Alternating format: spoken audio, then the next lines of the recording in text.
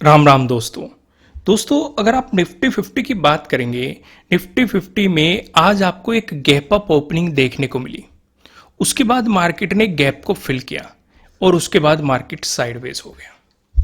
उसके बाद कोई खास मोमेंटम मार्केट में देखने को नहीं मिला। इतना ज़्यादा साइडवेज गया कि अगर आपको किसी ने गलती से एंट्री भी बना ली, जैसे मान के चलो किसी ने लॉजिक लगाया कि भाई यहां से एक मोमेंटम पकड़ लेते हैं, जो ये रेड कैंडल आती थी नहीं, पूरा प्रीमियम गायब कर देती थी। और यहां पे भी जो पूरी फाइट चलती रही वो चलती रही इसकी 24,827 के राउंड। देखो, पहले इसने रेजिस्टेंस की तरह एक्ट किया, ब्रेकआउट देके सपोर्ट, फिर इसने रेजिस्टेंस की तरह एक्ट किया, फिर यहाँ पे एक पैटर्न का फॉर्मेशन भी किया, उसका ब्रेकआउट दिया, फिर इसने सपोर्ट की तरह एक्ट किया, फिर से ब्रेकडाउन दिया, फिर से रेजिस्टेंस की तरह एक्ट किया। यानी कि पूरी सिचुएशन पे मार्केट इसी की ही रेस्पेक्ट करता रहा। तो यानी कि कल हमारे लिए इसका एक इंपॉर्टेंट रोल हो जाता है। दूसरी चीज, एक चीज और नोटिस करो, यहां पे जो सपोर्ट लिया गया है ये इस एरिया में सपोर्ट लिया जा रहा है बार बार। यानी कि जो प्रीवियस डे हाई का जोन बना हुआ था उसे गैप फिलिंग के दौरान तो मार्केट ने सपोर्ट लेके बाउंस कर दिया, फिर से उसी एरिया में सपोर्ट, फिर से उसी एरिया में सपोर्ट, फिर से उसी एरिया में मार्केट सपोर्ट लेके बाउंस करता रहा। यानी कि यहां से दूसरी बात भी समझ में आ गई कि अगर मार्केट को नेगेटिव होना है तो अपने प्रीवियस डे लो का ब्रेकडाउन देना पड़ेगा। यानी कि इस वाले जोन से मार्केट को नीचे चलना पड़ेगा, तभी मार्केट में एक नेगेटिव मोमेंटम आ सकता है। मोटी मोटी दो बात अभी तक हमें समझ में आ गई अच्छे तरीके से। ज्यादा डिटेल में इसे समझना है तो मैंने मार्केट एनालिसिस से रिलेटेड वीडियोस प्रोवाइड की है। वे 40 से 50 मिनट के अराउंड है, लेकिन बहुत ज्यादा लर्निंग उनमें छिपी हुई है। वे जाके देखना तो आपको अच्छी लर्निंग, कैंडल बाय कैंडल की साइकोलॉजी मैंने आपको वहां पे समझाने की पूरी कोशिश की है। आइए अब सिचुएशन समझते हैं। अगर आप वन डे के टाइम फ्रेम पे देखोगे, इसने गैप को भी फिल कर दिया है, रेंज का भी ब्रेकआउट दे दिया है और धीरे धीरे ऊपर बढ़ रहा है। कहीं ना कहीं मार्केट में मोमेंटम नहीं है, लेकिन फिर भी खिंचाव ऊपर की तरफ बन रहा है। ऊपर की तरफ हमारे लिए इंपॉर्टेंट रेजिस्टेंस कहां पे हो सकता है? 25,000 के अराउंड आपके लिए अगला इंपॉर्टेंट रेजिस्टेंस इस एरिया में बन सकता है, जो कि हमें साफ साफ दिखाई दे रहा है एक बड़े टाइम फ्रेम के अकॉर्डिंग। क्योंकि एक बड़े टाइम फ्रेम पे ओवरव्यू करना काफी जरूरी होता है अगर आप मार्केट के बिहेवियर को समझना चाहते हैं। यहां तक समझ में आ गया? यानी कि धीरे धीरे ही मार्केट हर रोज कुछ ना कुछ पॉइंट ऊपर की तरफ आपको मूव करता हुआ दिखाई दे रहा है। धीरे धीरे बढ़ रहा है, लेकिन बढ़ जरूर रहा है। दूसरी चीज नोट करो, ये जो गैप बना था अभी ये भी पेंडिंग है। निफ्टी 50 ने दो गैप बनाए थे। पहला गैप ये बनाया था, दूसरा गैप ये बनाया गया था। ये वाला गैप फिल कर दिया गया है, अभी ये गैप बाकी है। यानी कि अगर मार्केट अपने प्रीवियस डे हाई से ऊपर चलने लगता है तो इस गैप को फिल करेगा और अगला इंपॉर्टेंट रेजिस्टेंस कहां पे बन जाएगा? 25,000 पे हमारी खास नजर हो जाएगी और उसके बाद फिर आपको एक ऑल टाइम हाई, नया हाई मार्केट में देखने को मिल सकता है। इसका डिस्कशन तभी करेंगे आगे का जब आगे की यहां तक बात पहुंचेगी। अभी फिलहाल हम चलते हैं 15 मिनट के टाइम फ्रेम पे और यहां पे हम देख रहे हैं एक पैटर्न का फॉर्मेशन हो रहा है। अभी इन सपोर्ट रेजिस्टेंस को भूल जाओ, इनका भी हम डिस्कशन करेंगे, लेकिन अभी एक पैटर्न का फॉर्मेशन हो रहा है। चलो मैं आपको एक चीज और दिखाता हूं। नहीं, चलो उसका डिस्कशन बाद में करेंगे, पहले मैं आपको यहीं पे समझाता हूं। मैंने आपको 4 पैटर्न समझाए हुए हैं। ट्रायंगल वाले पैटर्न, ट्रेंड लाइन से मिलकर बना हुआ पैटर्न, पैरेलल पैटर्न। ये कौन सा पैटर्न है? ये वाला पैटर्न है। ऊपर की तरफ आप देखेंगे रेजिस्टेंस आपको दिखाई दे रहा है, नीचे की तरफ आप देखेंगे आपको सपोर्ट दिखाई दे रहा है और ये नैरो होता जा रहा है। जितना नैरो होता जाएगा हमारे लिए उतना ही अच्छा है। देखो, अगर मार्केट ने नेगेटिव मोमेंटम देना है तो मार्केट को इस रेंज का ब्रेकडाउन देना पड़ेगा, यानी कि 24,788 का ब्रेकडाउन देना पड़ेगा, तभी हम नेगेटिव साइड कुछ सोचेंगे।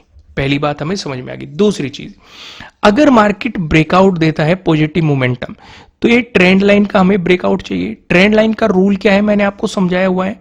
अगर रेजिस्टेंस लाइन है तो उसका अगर ब्रेकआउट मिलता है, जब तक वो पिछले रेजिस्टेंस से ऊपर नहीं चलती तब तक आपको पॉजिटिव साइड कुछ भी प्लान नहीं करना चाहिए।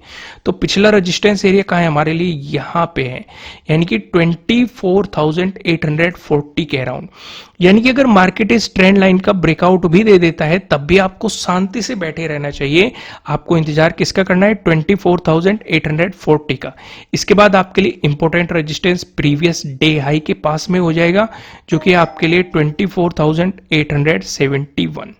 समझ में आ गया? इतना सिनेरियो पे सबसे ज्यादा फोकस करना था, क्योंकि यहीं से आपको एक रेंज का आइडिया लगता है। नहीं समझ में आया हो तो एक बार फिर वीडियो को जाके देखना, इस छोटे से पोर्शन को पीछे करके देख लेना, ये समझना सबसे ज्यादा जरूरी है। आइए अब सारी चीजों को डिटेल में समझते हैं। अगर मार्केट फ्लैट ओपन होके पॉजिटिव मोमेंटम दिखाता है, उसका डिस्कशन करने से पहले मैं आपको ये बता दूं, ये आपके लिए किसी भी तरह का ना तो कोई बाय रिकमेंडेशन है, ना ही कोई सेलिंग रिकमेंडेशन है। ये जस्ट एजुकेशनल पर्पज से बनाई गई एनालिसिस वीडियो है। इन्वेस्ट करने से पहले आपको अपनी रिसर्च करनी है, अपने इन्वेस्टर की सलाह लेनी है, क्योंकि प्रॉफिट भी आपका होने वाला है, लॉस की जिम्मेदारी भी आपको अपने आप लेनी है। अगर मार्केट यहां से पॉजिटिव मूव दिखाता है तो जैसे कि मैंने आपको कहा कि जब तक इसका ब्रेकआउट नहीं मिलता 24,840 का, तब तक पॉजिटिव साइड मत प्लान करना। इसका ब्रेकआउट मिलता है तो पहला रेजिस्टेंस क्या बनेगा, 24,871। अगर आपको इसका भी ब्रेकआउट मिलता है, दूसरे रेजिस्टेंस की पॉसिबिलिटीज क्या है, 24,917। अगर आपको इसका भी ब्रेकआउट मिलता है, तीसरे रेजिस्टेंस की पॉसिबिलिटीज क्या है, 24,968।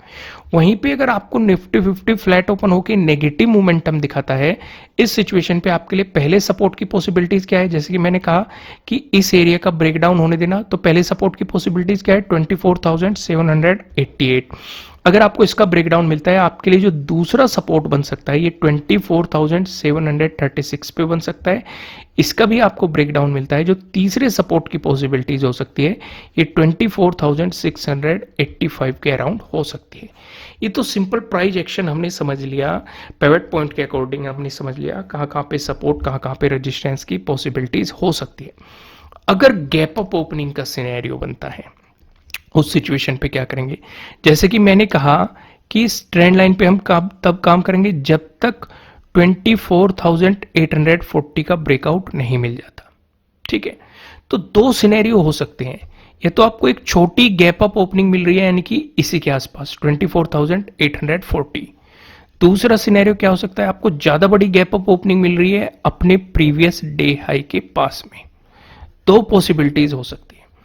पहली पॉसिबिलिटीज की बात करें, अगर इसी के आसपास आपको गैप अप ओपनिंग मिली, ब्रेकआउट मिला, तब भी आपके लिए ऊपर की तरफ रेजिस्टेंस यही रहेंगे।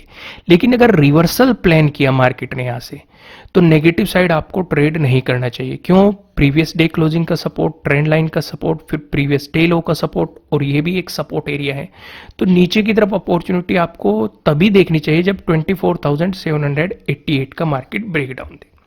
दूसरी चीज, अगर ज्यादा बड़ी गैप अप ओपनिंग मिली तो टाइम स्पेंड करके अगर मार्केट ने ब्रेकआउट दे दिया तो रेजिस्टेंस यही रहेंगे। लेकिन यहां से आप रिवर्सल भी प्लान कर सकते हैं, क्योंकि प्रीवियस डे हाई का एक इंपॉर्टेंट रेजिस्टेंस जोन हो गया। तो अगर यहां पे आपको शूटिंग स्टार मिल जाए या फिर बेयरिश इंगल्फिंग मिल जाए, तो उस सिचुएशन पे आप नेगेटिव साइड प्लान कर सकते हैं। फिर आपके लिए सपोर्ट प्रीवियस डे क्लोजिंग और प्रीवियस डे लो, यानी कि इस वाले एरिया में पॉसिबिलिटीज हो सकती है। वहीं पे अगर बात करें मार्केट, अगर आप गैप डाउन ओपनिंग प्लान करें, इस सिचुएशन पे आप अपना पूरा फोकस प्रीवियस डे लो प्लस 24,788 पे रखेंगे। जब तक इसका ब्रेकडाउन नहीं मिल जाता, नेगेटिव साइड आप प्लान नहीं करेंगे। नीचे की तरफ आपको सपोर्ट पता है, लेकिन अगर गैप डाउन ओपन होकर मार्केट ऊपर की तरफ बाउंस करने लगा तो इस ट्रेंड लाइन का ब्रेकआउट होने देना, उससे पहले काम मत करना। समझ में आ गई आपको? आइए फिर निफ्टी पे भी नजर डाल लेते हैं, फिर निफ्टी क्या बता रहा है हमें, फिर निफ्टी भी देख लेते हैं। फिर निफ्टी पे अगर आप देखेंगे, कल हमने एक पैटर्न का डिस्कशन किया था, और ये हमने वन डे के टाइम फ्रेम पे, कल वीडियो नहीं प्रोवाइड की थी फिर निफ्टी की और निफ्टी 50 की। उससे पहले हमने डिस्कशन किया था, वन डे के टाइम फ्रेम पे ये सिचुएशन देखी थी हमने कि ऊपर की तरफ एक रेजिस्टेंस लाइन है और मार्केट ने उसी की ही रेस्पेक्ट करी है, और यहीं पे ये वाला भी रेजिस्टेंस जोन था 23,277, मार्केट ने दोनों की रेस्पेक्ट करी है। यानी कि ऊपर की तरफ अभी भी यही सिनेरियो बना हुआ है जब तक इसका ब्रेकआउट नहीं दे देता। यहां पे आपके लिए अब तीन इंपॉर्टेंट चीजें बन गई। पहली ट्रेंड लाइन है आपके लिए। दूसरी ये वाला रेजिस्टेंस जोन है 23,277। तीसरा क्या है, प्रीवियस डे हाई भी आपका इसी जोन में बन चुका है। तो जब तक इन तीनों का ब्रेकआउट नहीं मिलता तब तक आपको पॉजिटिव साइड प्लान नहीं करना चाहिए। फिर आपके लिए अगला इंपॉर्टेंट रेजिस्टेंस क्या हो जाएगा, 23,415। अगर आपको इसका ब्रेकआउट मिला फिर उससे अगला रेजिस्टेंस 23,521 आपके लिए अगला इंपॉर्टेंट रेजिस्टेंस हो सकता है। लेकिन अगर मार्केट नेगेटिव मोमेंटम देता है तो इस ट्रेंड लाइन का मार्केट ब्रेकडाउन देगा। तो इस सिचुएशन पे जो आपके लिए पहला सपोर्ट बनेगा ये बनेगा प्रीवियस डे लो। अगर इसका ब्रेकडाउन मिल गया फिर आपके लिए सपोर्ट की पॉसिबिलिटीज 23,083। अगर इसका ब्रेकडाउन मिल गया 23,000 आपके लिए इंपॉर्टेंट सपोर्ट की पॉसिबिलिटीज हो सकता है। तो दोस्तों इस वीडियो को लाइक करना, मुझे कमेंट करके बताना कि आपको एनालिसिस कैसे लग रहे हैं। नए हो सब्सक्राइब करना और बेल आइकन प्रेस करना जिससे आपको आने वाली वीडियोस के नोटिफिकेशन मिल सकेंगे। फिलहाल इस वीडियो में इतना ही, फिर मिलते हैं किसी नेक्स्ट वीडियो में, तब तक के लिए राम राम।